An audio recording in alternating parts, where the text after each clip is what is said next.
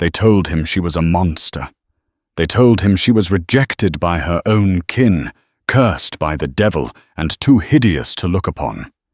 That's why they tied a burlap sack over her head and dragged her onto the auction block like cattle. The crowd laughed. The auctioneer sneered. But Silas Thorne didn't laugh. The solitary mountain man saw something in the way she stood proud, despite the chains that made him reach for his gold dust. He bought the rejected bride, expecting a scar or a deformity. But when he finally cut that sack loose by the light of a dying campfire, Silas didn't scream. He gasped. Because the lie they told him was far more dangerous than the truth. The year was 1876. The place was Deadwood, Dakota Territory, a festering wound of a town carved into the Black Gulch, where the mud was thick enough to swallow a boot and the morality was loose enough to swallow a soul. Silas Thorne hated coming down from the high country. He was a man built of granite and silence, standing 6'4" in moccasins lined with elk fur. His beard was a thicket of iron gray and black, hiding a jaw broken long ago by a rifle butt during the war between the states. He was a trapper, a ghost of the Wind River Range, who usually only descended to trade his beaver pelts and wolf skins for flour, coffee, and lead. But this winter was forecasted to be the White Death. The almanacs predicted blizzards that would bury a man standing up. Silas needed more than coffee. He needed a partner. Not a friend, he had no use for those, but someone to work the curing racks, mend the nets, and keep the fire fed while he checked the trap lines miles away. He walked into the gem saloon, the noise hitting him like a physical blow. Piano music clashed with the roar of miners who smelled of unwashed bodies and desperation. But today, the center of attention wasn't the poker tables or the whiskey bar. It was the makeshift stage in the corner. A man named Barnaby "Rat" Scoggins stood there. He was a greasy little man who wore a plaid suit that had seen better decades. Beside him, chained to a heavy iron post, sat a figure slumped on a wooden stool. The figure was small, wearing a dress that was little more than rags of grey wool.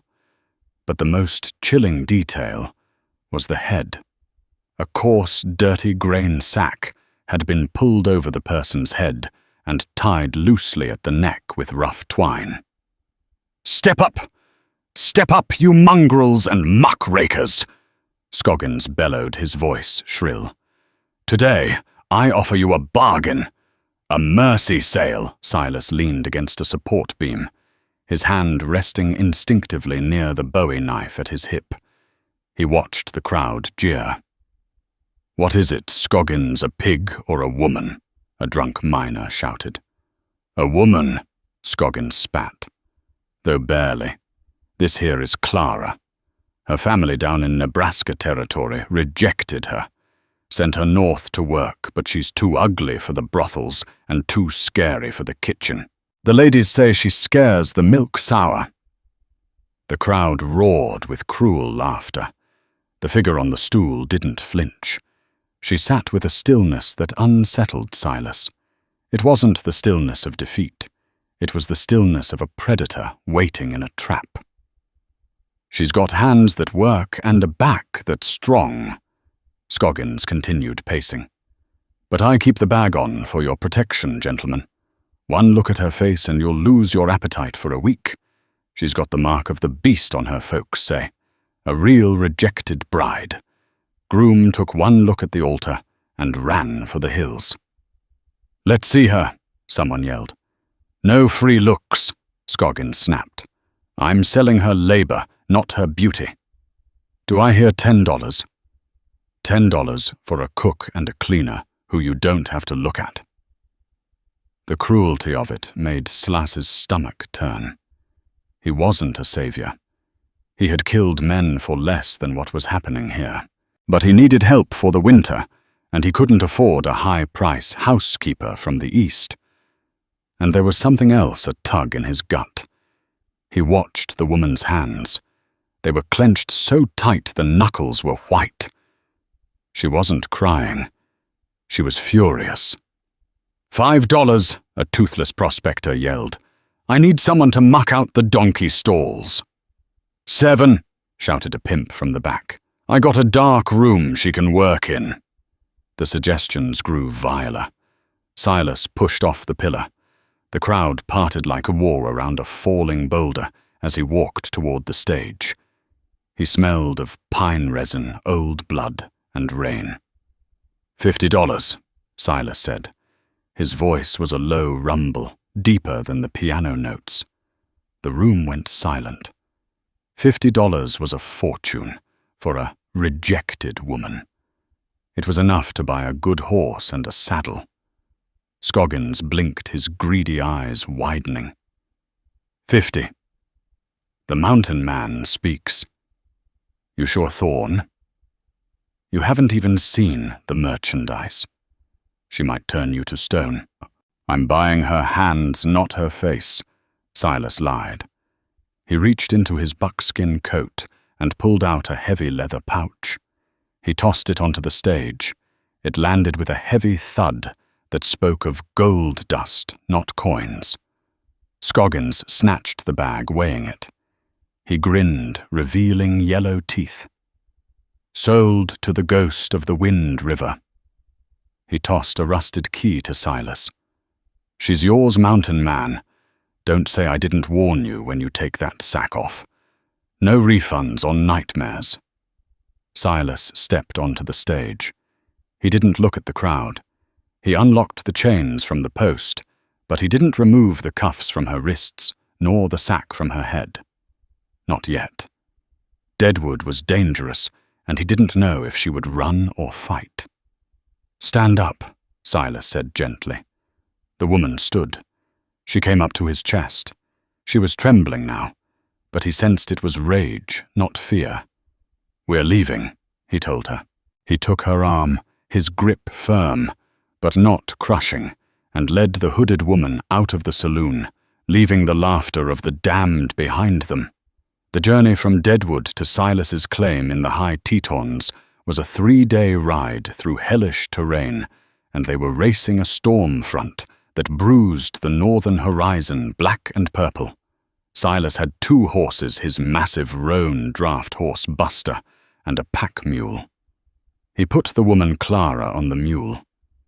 He had removed the chain cuffs once they were clear of the town limits, but he left the sack. It was a strange, unspoken standoff. She hadn't tried to take it off, and he hadn't asked her to. For the first 6 hours they rode in silence. The air grew thinner and colder. The mud of the mining camps gave way to pristine snow and grey scree. You can take that thing off now, Silas said, not looking back. You'll need to see the trail. It gets steep here. The woman didn't answer. She reached up with hesitation and pulled the twine loose, but she didn't remove the sack. She merely rolled the bottom up enough to see the ground, keeping her face entirely hidden in the shadows of the burlap. Silas frowned, but didn't press it. Let her hide, he thought. Maybe Scoggins was right. Maybe she is burned or missing a nose or marked by pox. In the mountains, beauty didn't matter. Survival did. By nightfall, the temperature had plummeted to 10 degrees. Silas found a shelter beneath a rocky overhang, protected from the wind by a stand of ancient spruce trees. He worked efficiently, building a fire and setting up a lean-to. Clara sat by the fire, the sack still over her head, huddled in the buffalo robe he had thrown her. Here, Silas said, handing her a tin cup of coffee and a strip of dried venison. Eat. She took the food. She had to lift the sack slightly to eat, turning her back to him so he couldn't see. It annoyed him, this game. He was a man who looked problems in the eye.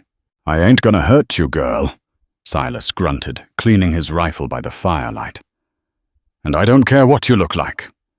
I've seen men scalped and bears half-eaten by wolves. A scar don't scare me." She paused the cup halfway to her hidden mouth. For the first time she spoke. Her voice was raspy, likely from days of disuse, but it was melodic, carrying a strange, educated accent that didn't belong in a mining camp. "It isn't the scare I'm worried about, Mr. Thorne," she whispered. "Then what is it? Disappointment?" Silas huffed. "I paid $50 for help. You got 2 hands and 2 feet. Then I ain't disappointed." "You paid $50 for a monster," she countered. "If I'm not one, you might feel cheated. If I am one, you might cast me out." "I don't cast nothing out that works," Silas said. "Take it off. I need to know who I'm sleeping near. I don't like secrets in my camp." The wind howled outside the overhang, making the fire dance. The tension in the small space was thick. Clara set the cup down. Her hands went to the rough fabric covering her head. Silas stopped cleaning his gun. He watched, steeling himself. He expected a burn victim. He expected a missing eye. He expected the horror Scoggins had promised. She gripped the top of the sack and pulled. The coarse fabric slid up over her shoulders, over her neck, and cleared her head. She shook her hair out. Silas's breath caught in his throat. The air left his lungs in a sharp, audible gasp. She wasn't a monster. Clara Vance was the most striking woman Silas had ever seen, but her face told a story of violence and mystery. She had pale porcelain skin that contrasted with a mane of hair the color of a raven's wing. But it was her eyes that held him. One was a piercing icy blue. The other was a deep flecked hazel. Heterochromia. In the superstitious backwoods, people called them witch eyes. But that wasn't why Scoggins had hid her. Running down the right side of her face from her temple to her jaw was a thin, jagged line, not a scar, but a brand. It was a shape barely healed, looking like a stylized letter V inside a circle. It wasn't a disfigurement of nature, it was a mark of ownership. And her lip was split, bruised purple from a recent backhand. She looked at him, her mismatched eyes defiant, waiting for him to recoil. "Well," she challenged, her chin high, "do I look like $50 worth of monster?" Silas stared for a long moment. He didn't look away. He stood up, his shadow looming large against the rock wall. He took a step toward her. She flinched, expecting a blow. Instead, Silas reached out with a calloused thumb and gently, almost reverently, brushed a stray hair away from the brand on her cheek. "Who did this to you?" he asked, his voice dropping to a terrifyingly low register. It wasn't a question of curiosity. It was a promise of violence. Clara's defiance crumbled. She saw not disgust in his eyes, but a sudden volcanic rage on her behalf. "His name is Malachi Padden," she whispered. "And he didn't sell me because I was ugly. He sold me because I tried to kill him." The revelation hung in the freezing air between them. Malachi Padden. Silas knew the name. Padden wasn't just a man. He was a land baron, a cattle king who operated out of Wyoming, a man with reach as long as a hangman's rope. "Padden marked you?" Silas asked, sitting back down, his eyes never leaving her face. "He bought me from my stepfather to be his third wife," Clara explained, pulling the buffalo robe tighter. "I refused. I fought. I took a carving knife to his arm on our wedding night. He branded me like a heifer and sold me to the lowest slaver he could find, Scoggins, with instructions to sell me as a reject, to humiliate me, To make sure, I ended up in the mud." Silas threw a log on the fire, sending sparks swirling into the dark. "If Padden finds out you're up here, if he finds out you're alive, and with a man who knows how to shoot." "He thinks I'm broken," Clara said. "He thinks I'll die in a brothel or a gutter within a month." "He thought wrong," Silas muttered. The next 2 days of travel were brutal. The storm caught them on the last ridge. The wind whipped the snow into blinding sheets of white. Silas had to tie a rope between his waist and Clara's saddle to keep her mule from wandering off the cliff edge. They reached his cabin more dead than alive. It was a sturdy structure of notched pine logs backed up against a sheer granite cliff face that protected it from avalanches. It had a small stable and a smokehouse. To Silas it was home. To Clara it was a prison at the end of the world. For the first week they existed in a strange domestic truce. The cabin was small, 1 room, a stone hearth, a sleeping loft, and a cot in the corner. Silas gave Clara the loft. He slept on the cot near the door, his Winchester rifle always within arm's reach. He expected her to be useless. He had bought a bride out of necessity, expecting to have to teach her everything. He was wrong again. On the 3rd morning, Silas went out to chop wood. When he returned, the cabin didn't smell of stale grease and unwashed clothes. It smelled of pine needles and roasting meat. Clara had found his stash of dried herbs. She had swept the floor with a broom made of twigs. She had taken the tough, stringsy rabbit he'd caught and stewed it into something tender and rich. She was working at the table kneading dough for biscuits. The brand on her face was stark in the daylight, but she no longer hid it. "You cook better than you ride," Silas grunted, taking a bowl. "I was educated in Boston before my father died, and my mother remarried," Clara said, not looking up. "I speak French, I play the piano, and I can dress a wound. I'm not just a pair of hands, Silas." It was the first time she used his first name. It sounded strange in the cabin, too intimate. "Boston." Silas chewed the rabbit. "Long way from a cattle brand in Wyoming. A lifetime ago." But the peace was fragile. Silas noticed things. Clara would wake up screaming in the night, thrashing in the loft. She would freeze if he moved too quickly. She was a wounded animal, and Silas, for all his roughness, found himself stepping softly. He began to notice something else, too. He wasn't just tolerating her. He was watching her. The way the firelight caught her mismatched eyes. The way she hummed when she thought he was outside. He had lived alone for 10 years. The solitude had been his armor. Now she was cracking it. One evening, 2 weeks in a heavy snow had trapped them inside. Silas was sharpening his knife. Clara was mending one of his shirts. "Why do you stay up here?" she asked suddenly. "You're not a criminal. You have the bearing of a soldier." "I was," Silas said. "Union cavalry. Scouts." "So why the Hermitage?" Silas stopped sharpening. "Because down there," he pointed toward the valley, "men sell women with sacks on their heads. Up here, the only things that try to kill you are honest about it. Bears, wolves, cold. They don't lie." Clara looked at him, her eyes softening. "Not everyone lies, Silas." "Padden lied," he reminded her. "Yes, and he's still out there. He won't come up here. Nobody comes up here in winter." Silas was trying to convince himself, but he had a sinking feeling in his gut. A man like Padden didn't mark a woman and let her go. He discarded her, yes, but he would keep tabs. And Scoggins the auctioneer. He had a big mouth. If Padden heard that the monster had been bought by a capable mountain man, he might wonder if his secret was safe. The twist came 3 days later.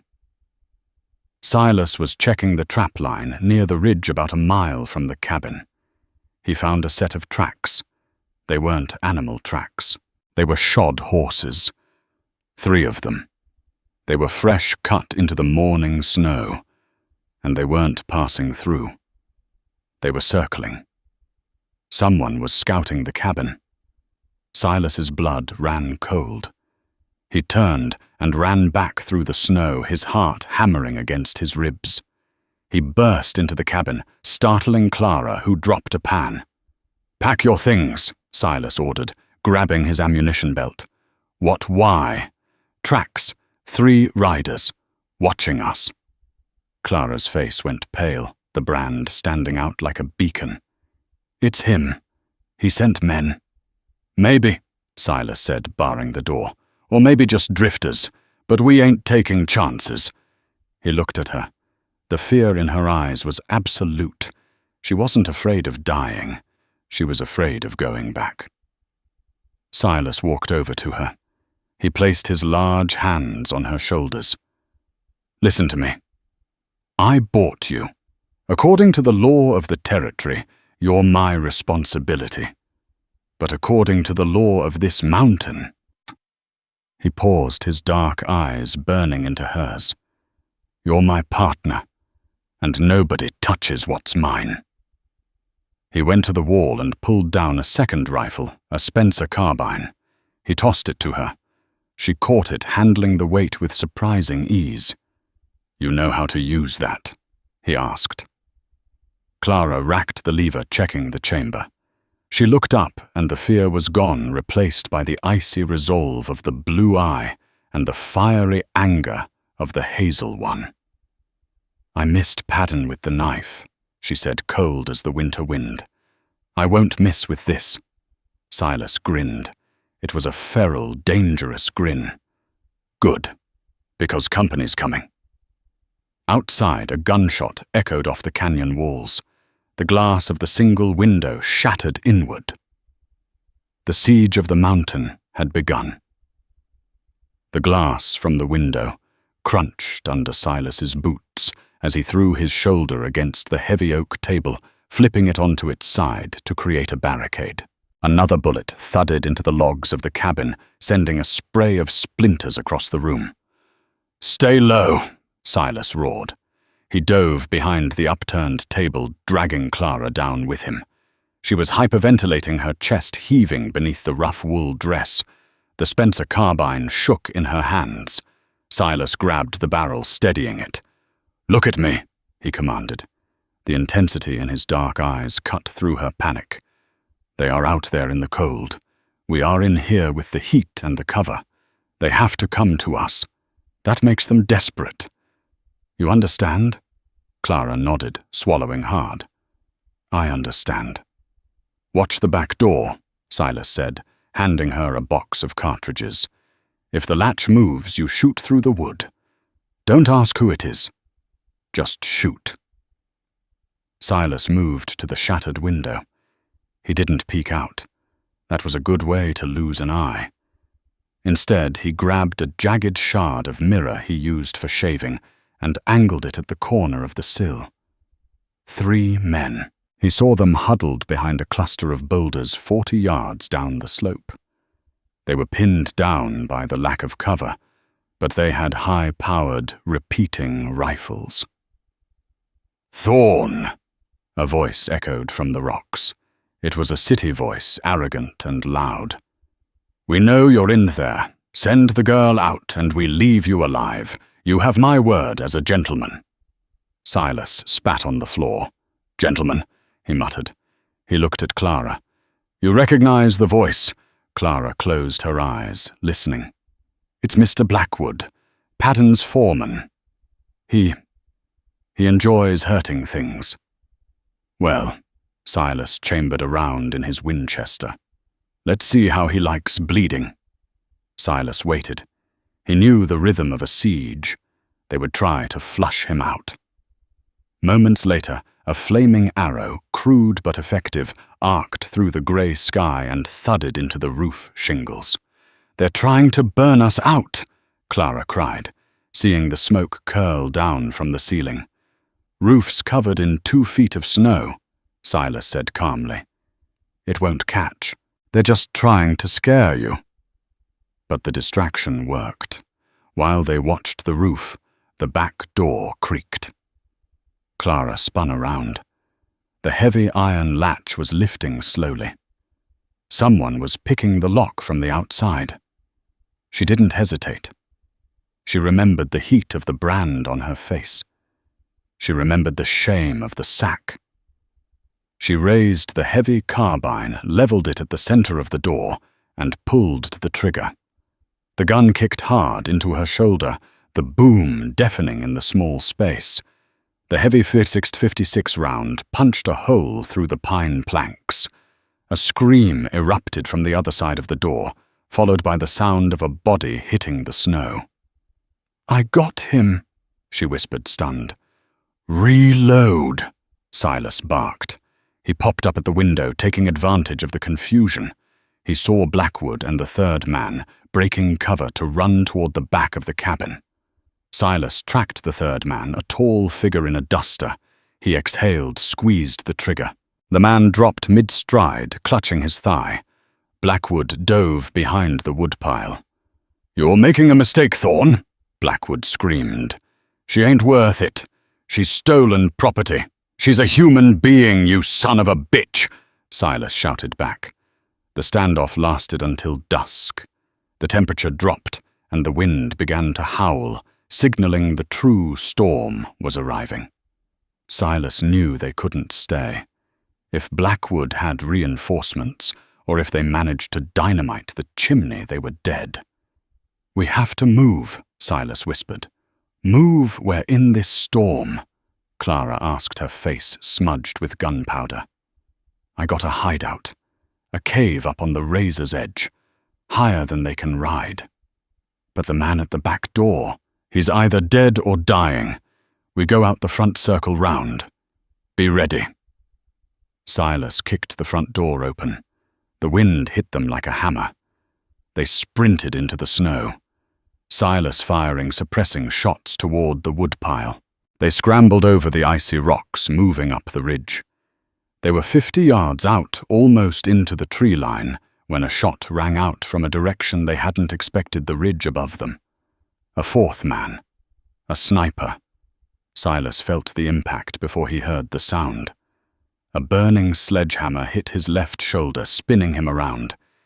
He fell face first into the snow, the white powder instantly turning crimson. "Silas!" Clara screamed. She didn't run for the trees. She turned back. Bullets kicked up snow around her feet. She grabbed Silas by his coat collar. "Get up! You have to get it up!" Silas groaned, his vision swimming. "Leave me. Run."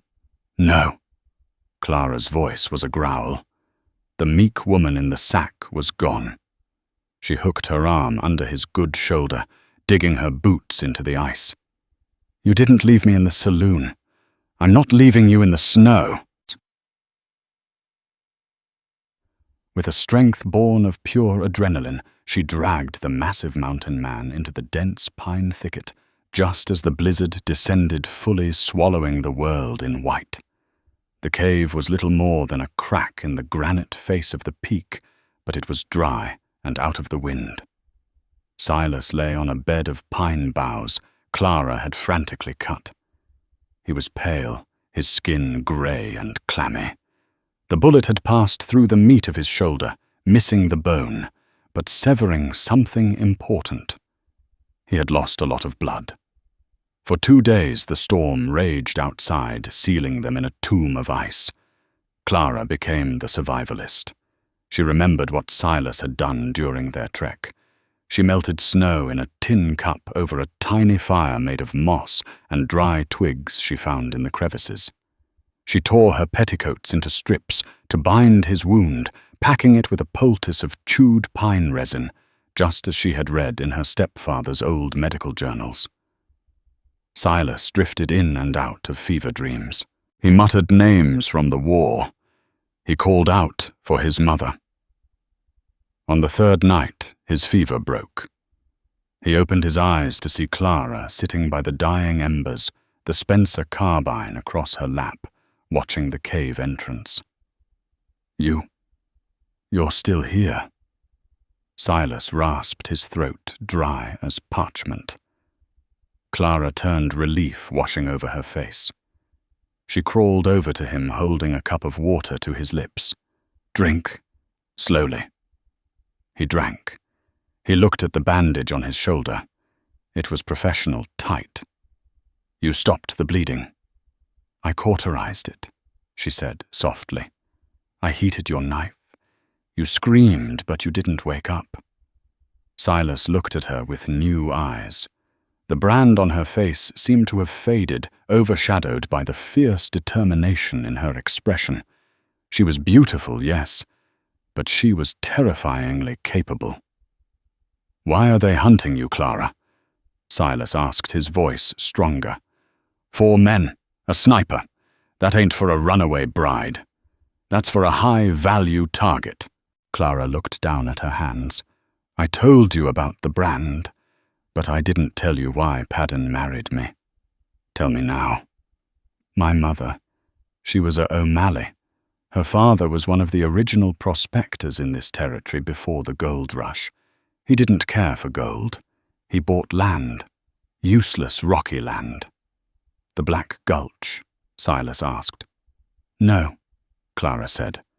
"The water rights. He bought the rights to the entire aquifer that feeds the cattle lands in Wyoming. Padden didn't know until my mother died. The deed passed to me. If he has me, he controls the water. If he kills me without a marriage contract, the land goes to the state. He needed me to sign it over. That's why he married me. When I cut him, he realized I wouldn't sign. So he planned to break me, make me a non-person, a slave until I begged to sign, just to make the pain stop." Silas closed his eyes. It was always land, or gold, or water. "You own this mountain," Silas realized. "Technically, I'm squatting on your land." Clara managed a weak smile. "I suppose you are, but I think you've paid rent in blood." The moment was broken by a sound outside the cave. The crunch of snowshoes. Silas tried to sit up, reaching for his pistol, but he was too weak. Clara raised the rifle, aiming at the dark opening. "Hello, the camp," a voice called out. It was a wheezy old voice. Silas relaxed slightly. "It's Dutch. Dutch Halloway." "Friend," Clara whispered. "Usually. He runs the trading post down in the valley. He knows these caves." A bent figure shuffled into the firelight, shaking snow off a bare fur coat. Dutch was a man of 70 winters, with a face like a dried apple. He looked at Silas, then at Clara, then at the blood-soaked bandages. "Lord Almighty, Silas," Dutch wheezed. "You look like you wrestled a thresher." "I'm alive, Dutch," Silas grunted. "You bring any whiskey?" Dutch chuckled nervously. He reached into his pack. "I did. And food. Saw the smoke. Figured someone was hiding out." He handed Clara a wrapped package of salted pork. She took it gratefully, her stomach rumbling. "What's the word in town, Dutch?" Silas asked, watching the old man closely. "Bad," Dutch said, avoiding Silas's eyes. "Men swarming everywhere. Offering $1,000 for the girl. 500 for your head." 1,000, Clara whispered. "That's a lot of money," Silas said, his voice hardening. "Enough to retire on. Maybe move to California. Buy an orange grove." Dutch froze. He looked at Silas, and a tear leaked from his rheumy eye. "I'm sorry, Silas," Dutch whispered. "They have my boy, Padden's men. They said they'd hang him if I didn't track you." Silas saw the move before it happened. Dutch reached for the shotgun slung over his back. But Clara was faster. She didn't shoot him. She swung the heavy stock of the Spencer carbine, cracking Dutch across the jaw. The old man crumpled to the cave floor, unconscious. "He was stalling," Clara said, her voice trembling. "Check the entrance," Silas barked.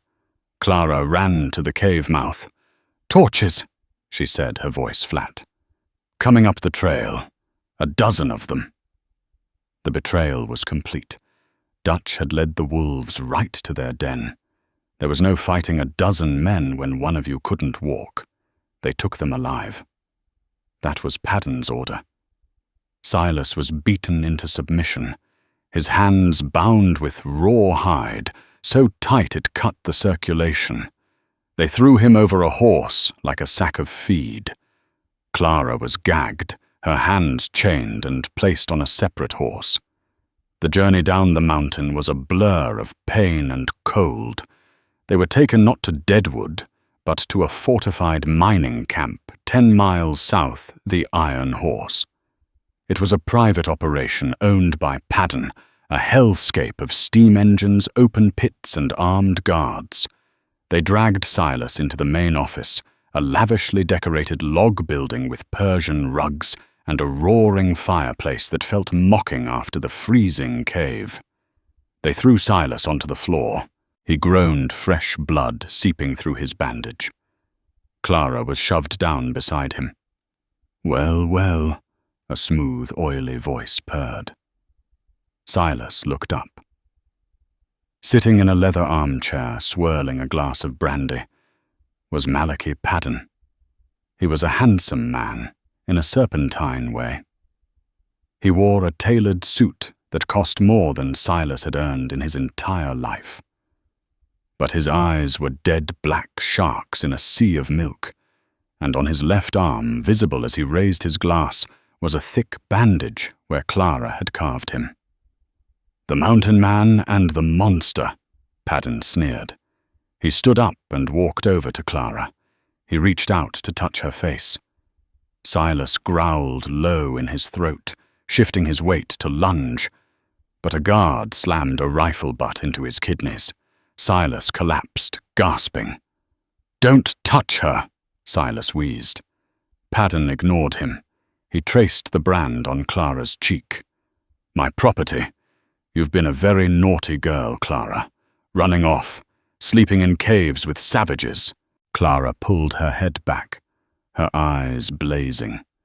"I'd rather sleep in a cave with a bear than in a palace with you." Paddon laughed. It was a cold, dry sound. "Spirited. I like that. It makes breaking you so much more satisfying." He turned to his desk and picked up a document.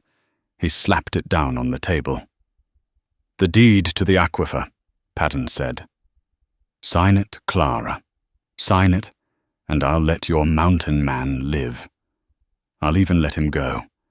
He can crawl back to his rocks and die of gangrene in peace." Clara looked at Silas. He was beaten, bloody, and barely conscious. She looked at the document. "If I sign," Clara said, "you kill us both. If you don't sign," Paddon smiled, "I'm going to skin him alive, right here, in front of you, slowly, starting with the fingers." He pulled a small, delicate knife from his belt. He nodded to the guards. 2 of them grabbed Silas, dragging him to a heavy wooden chair and strapping his arms down. "No!" Clara screamed. "Sign!" Paddon roared, his veneer of civilization cracking. "Sign the damn paper!" Paddon walked over to Silas. He grabbed Silas's pinky finger. First the fingers, then the ears, then the eyes. "Do it, Clara." Silas gritted out, sweat pouring down his face. "Don't give him the land. Don't give him nothing." Paddon pressed the knife to Silas's finger. A line of blood appeared. "Stop!" Clara shrieked. "I'll sign! I'll sign!" Paddon smiled, stepping back. "Wise choice, my dear." He handed her a quill pen. Clara walked to the desk, her hands shaking. She looked at the paper that would give this monster total control over the valley. She looked at Silas, who was watching her with a desperate intensity. Silas winked. It was so subtle, Paddon missed it. But Clara saw it. It wasn't a wink of resignation. It was a signal. The powder keg. Silas had been dragged in with his gear. His pack was tossed in the corner near the fireplace. Inside that pack was the jar of black powder he used for reloading shells. Clara signed her name. Clara Vance. "There," she whispered. Padden snatched the paper, checking the signature. "Excellent. Finally." He turned his back on her to lock the deed in his safe. "Kill the man," he said casually to the guards, "and take her to my quarters." "Now!" Silas roared. Despite his injuries, Silas surged upward, not trying to break the ropes, but tipping the heavy chair backward. He crashed into the guard behind him, the wood shattering the guard's knee. Simultaneously, Clara didn't run for the door. She grabbed the heavy crystal decanter of brandy from the desk and hurled it not at Padden, but into the fireplace. The alcohol hit the flames and exploded in a fireball that surged outward into the room. In the chaos, Clara dove for Silas's pack in the corner. She grabbed the jar of black powder. "Fire in the hole!" She screamed a phrase Silas had taught her. She threw the glass jar into the heart of the fireplace, right into the inferno. "Down!" Silas yelled, throwing himself flat on the floor, taking the guard down with him. Padden turned, his eyes widening in horror as he saw the jar land in the flames. Boom! The explosion blew the heavy stone hearth apart. The concussion wave shattered every window in the building and blew the door off its hinges. The room was instantly filled with choking smoke dust and flying debris. Ears ringing. Silas coughed, trying to clear his head. The ropes on his wrists had been severed by the shrapnel or the fall. He wasn't sure, but his hands were free. He stood up in the haze. The guards were down, groaning. "Clara," he choked out. "I'm here." A voice coughed from under the desk. Silas grabbed a fallen revolver from a stunned guard. He scanned the room. Padden was gone. The safe was open. The deed was gone, and a trail of blood led out the shattered back wall into the industrial maze of the mining camp. "He's running." Silas growled, the pain in his shoulder, forgotten, replaced by the cold fire of the hunt. "Stay here." "No," Clara said, emerging from the smoke holding Silas's Bowie knife, which she had retrieved from the floor. Her face was streaked with soot, her mismatched eyes glowing like coals. "We finish this, together." The world outside the shattered office was a cacophony of industrial violence. The Iron Horse camp didn't sleep. The massive stamping mill's giant steam-driven pistons used to crush quartz rock in search of gold rhythmically pounded the earth, shaking the ground like the heartbeat of a dying giant. Thump, thump, thump. Silas stumbled as he stepped into the freezing mud. The adrenaline from the explosion beginning to fade, replaced by the searing white-hot agony in his shoulder. He went toward the mill, Clara said, her voice barely audible over the hiss of steam pipes. She pointed to the snow. Dark, rhythmic splashes of blood led away from the burning office and toward the towering wooden structure of the ore processing plant. "He's wounded," Silas gritted out, checking the cylinder of the stolen revolver. 3 rounds. That's all I got." "It has to be enough," Clara said, gripping the Bowie knife. They moved into the shadow of the mill. The structure was a labyrinth of catwalks, conveyor belts, and roaring furnaces. It was hot, humid, and smelled of sulfur and wet stone, a stark contrast to the biting wind outside. They climbed the first set of stairs, the metal grating clanging softly under their boots. Steam billowed from leaking valves, creating a fog that made visibility near zero. It was a ghost town of machinery, the night shift workers likely having fled at the sound of the explosion. Padden, Silas roared, his voice echoing through the steam. It's over. Give up the deed and you walk away. A laugh echoed from the darkness above them. It was wet and strained. Walk away. Padden's voice drifted down from the upper gantry. I own the law in this territory. Thorn. I own the judges, the marshals, and the ground you're bleeding on. You don't dictate terms to a god. Bang! A shot rang out from the shadows. A bullet sparked off the railing inches from Clara's hand. Up! Silas shoved Clara toward a stack of crates. He's on the tertiary level, near the crusher intake. They split up. It was a silent agreement. Silas would draw the fire. Clara would flank. It was a tactic he had used in the cavalry, but Clara had no training. She moved on instinct, a ghost in a grey wool dress, slipping through the shadows of the massive flywheels. Silas moved heavily up the stairs, making sure his boots rang on the metal. He wanted Padden looking at him. You're bleeding out, Padden, Silas taunted, moving from pillar to pillar. I saw the blood trail. You won't make it to a doctor. I don't need a doctor, Padden shouted, his voice moving to the left. I just need to kill you, then I'll take my wife back. We have a lot of unfinished business, don't we, Clara? I have a new branding iron heating up just for you. Silas crested the stairs onto the main platform. Below them, the massive stone crushers opened and closed like the jaws of leviathans grinding rock into dust.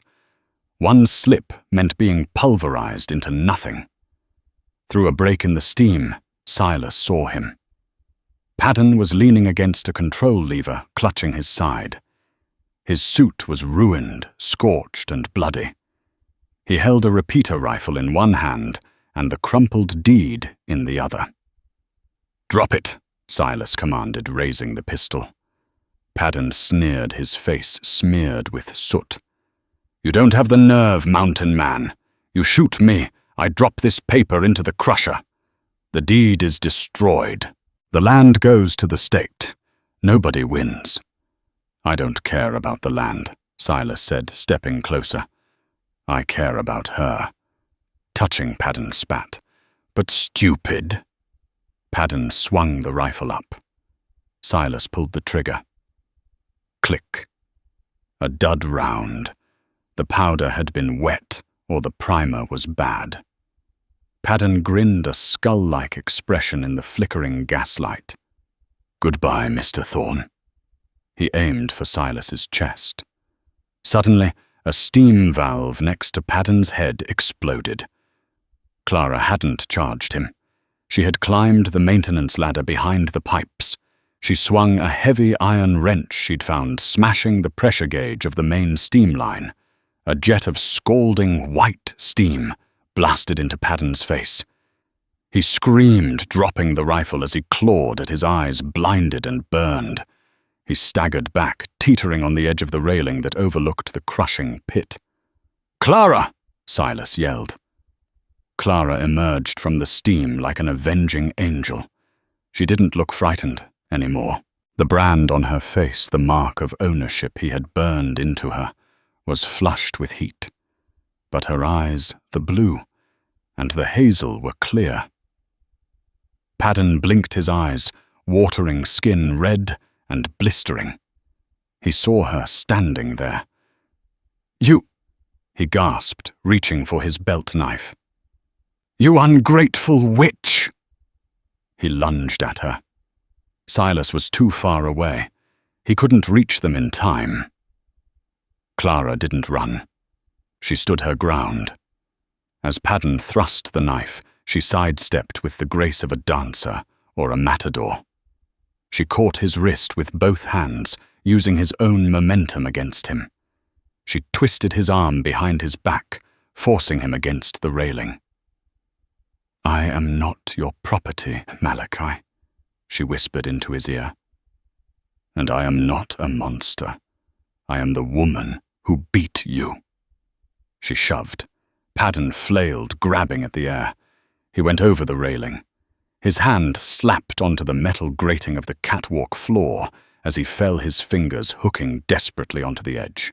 He dangled there 50 feet above the grinding stone jaws of the crusher.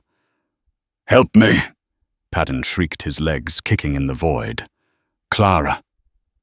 Please, I'm your husband. It's a sin to kill your husband." Clara walked to the edge. She looked down at him. She saw the fear in his eyes, the same fear she had felt when he put the sack over her head. "You aren't my husband," Clara said coldly. "You're just a bad memory." Paddon looked at Silas, who had limped to Clara's side. "Thorn, you're a man of honor. Save me." Silas looked at the man who had hunted them like animals. He looked at the deed which had fallen onto the catwalk during the struggle. He bent down and picked up the paper. "I ain't a man of honor today, Paddon," Silas rumbled. "Today I'm just a satisfied customer." Clara looked at Paddon's fingers, straining to hold on. She didn't stomp on them. She didn't kick him. She simply turned her back. "Come on, Silas," she said softly. "Let's go home." They walked away. Behind them, Paddon's grip failed. There was a long, terrifying scream, followed by the sickening crunch of the machinery below. And then silence. The rhythm of the mill continued, indifferent to the death of the tyrant. Thump, thump, thump. The walk out of the camp was surreal. The miners, drawn by the noise and the fire, had gathered in a ring around the mill entrance. They held pickaxes and shovels. They saw Silas blood-soaked and limping, and Clara covered in soot holding a Spencer carbine. A large foreman stepped forward. He looked at the burning office. He looked at the mill where Paddon had vanished. "Where's the boss?" the foreman asked. "Resigned," Silas said. The foreman looked at Clara. He saw the brand. He saw the look in her eyes. He nodded slowly. "We hated him anyway," the foreman grunted. He stepped aside, opening a path. "Take a horse from the stable. Get out of here before the sheriff from Deadwood shows up." Silas nodded his thanks. He helped Clara onto a black stallion, Paddon's own horse. He pulled himself up behind her, too weak to ride alone. As they rode out of the industrial hellscape and into the clean, cold air of the snowy mountains, the sun began to crest over the peaks. The storm had broken. The sky was a brilliant, piercing blue. 6 months later. June 1877. The cabin had been rebuilt. The logs were fresh and golden in the sunlight, the chinking tight and secure. Wildflowers, columbine, and Indian paintbrush bloomed in the meadow where the blood had once stained the snow. Silas sat on the porch, whittling a piece of cedar. His shoulder still ached when it rained, and he had lost some range of motion in his left arm, but he could still chop wood and fire a rifle. He heard the piano before he saw her. He had traded 3 months of trapping furs to have the upright piano hauled up the mountain on a mule train. It took up half the cabin, but he didn't care. Clara came out onto the porch carrying 2 cups of coffee. She wore a simple calico dress, her hair tied back with a ribbon. The brand on her face was still there, a silver line against her skin, but she no longer covered it. She wore it not as a mark of shame, but as a battle scar. She handed Silas the coffee and sat on the railing looking out over the valley. "Sheriff Bullock sent a letter," Silas said, pulling a folded paper from his pocket. "The state recognized the deed. The water rights are yours. He says the railroad wants to buy a parcel for a depot." "Let them wait," Clara said, sipping her coffee. "I like the quiet." "We got money now, Clara," Silas said, looking at her. "Real money. You could go back to Boston. Fix your face. Find a gentleman." Clara turned to him. Her mismatched eyes were filled with a warmth that melted the mountain man's heart. "I found a gentleman," she said. "He just dresses like a bear." She reached out and took his rough, calloused hand. "Besides," she smiled, "Boston doesn't have a view like this, and the men there don't know how to listen." Silas squeezed her hand. He thought about the day he walked into the gem saloon. He thought about the jeering crowd and the figure in the burlap sack. He had paid $50 for a rejected bride, expecting a servant. Instead, he had bought a queen. "No," Silas said, looking at the eagle circling the peak above them. "I reckon they don't." The wind blew through the pines, singing the same song it had sung for 1,000 years, a song of survival of harsh winters and of the peace that comes only after the storm. They sat together in silence, the mountain man and the woman with the witch eyes, watching the sun climb high over their kingdom. And that is the legend of Silas Thorne and Clara Vance. They say if you go up to the Wind River Range today, you can still find the ruins of a cabin tucked against the granite cliffs. Some folks say it was just a trapper's hut, but the locals know better. They say it was the castle of the Iron Queen and the mountain ghost. Silas Thorne gambled $50 on a woman the world had thrown away. He thought he was saving her, but in the end, she saved him.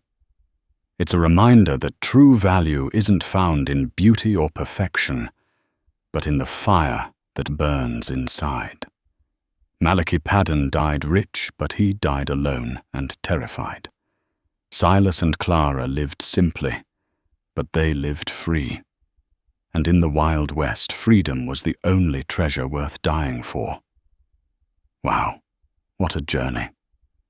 If this story had you on the edge of your seat, please hit that like button. It really helps the channel grow and tells me you want more gritty Western sagas like this one. Did you think Clara would be the one to finish Padden? Let me know in the comments below. And if you haven't already, smash that subscribe button and ring the bell so you never miss a story. I have a tale about a crooked sheriff and a blind gunslinger coming up next week that you do not want to miss. Thanks for watching, and I'll see you on the trail.